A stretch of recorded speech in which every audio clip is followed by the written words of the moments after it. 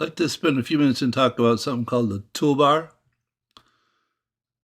I think in most of the Kumu templates, the standard ones, when you create your project, the toolbar is turned on, though there's reasons for it not to be turned on. It's an extremely useful feature.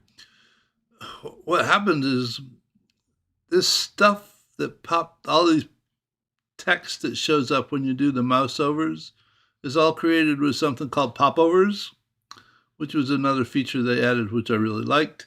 It allows you to be able to wander through a map and not have to get whiplash continuing to select things and going to the profile page on the left to read about what the particular item description is.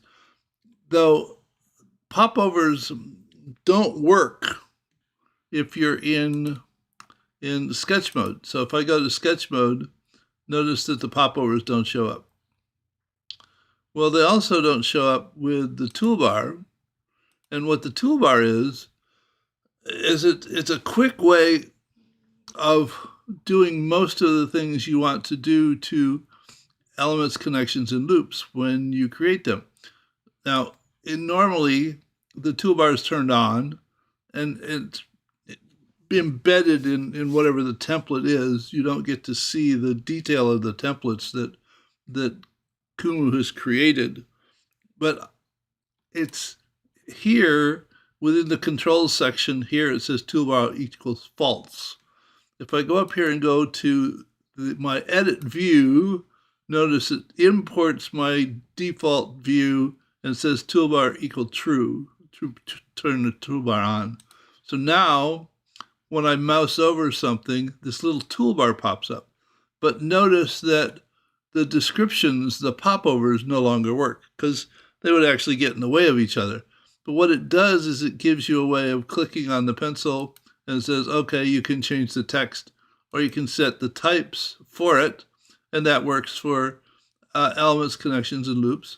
Or you can modify the text or the color or change the shape or embed an image or delete it or go here and you can pin it, create a border bullseye, and you can actually get to the help documentation from here. So it makes it a real quick way that when you then, if you create an item like more stuff,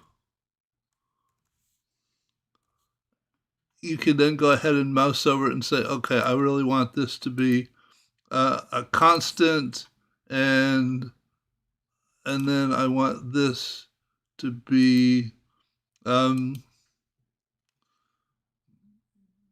subtracts from. Okay, so it's alternate to the way it was. It's just a real quick way, though. I implemented it this way so that rather than having to go into settings and change the setting from true to false, I could just select a different view. So if I go back to the normal default view, all the pop-ups work, or the popovers, they call them.